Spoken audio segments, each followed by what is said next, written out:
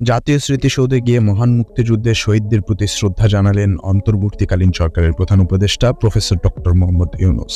একই সঙ্গে শ্রদ্ধা নিবেদন করেন অন্য উপদেষ্টারাও।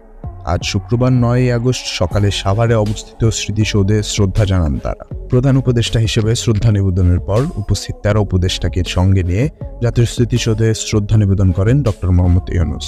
এ সময় 3 বাহিনীর একটি চৌকস দল প্রধান উপদেষ্টাকে গার্ড অব অনার প্রদান করেন। বিউগলে বেজে ওঠে করুণ সুর।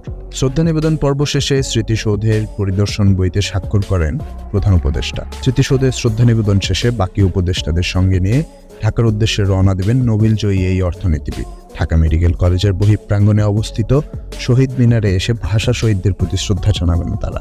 এর আগে বৃহস্পতিবার 8 আগস্ট রাত 9:15টার পর বঙ্গভবনে অন্তর্বর্তীকালীন সরকারের প্রধান উপদেষ্টা হিসেবে শপথ নেন ডক্টর মোহাম্মদ ইউনূস।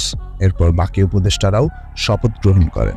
এরপর জাতির উদ্দেশ্যে ভাষণ দেন ডক্টর ইউনূস। ভাষণ দেওয়ার পরপরই বৈষম্য বিরোধী আন্দোলনে আহতদের দেখতে বঙ্গভবন থেকে ঢাকা মেডিকেল কলেজ হাসপাতালে যান অন্তর্বর্তীকালীন সরকারের এই প্রধান উপদেষ্টা।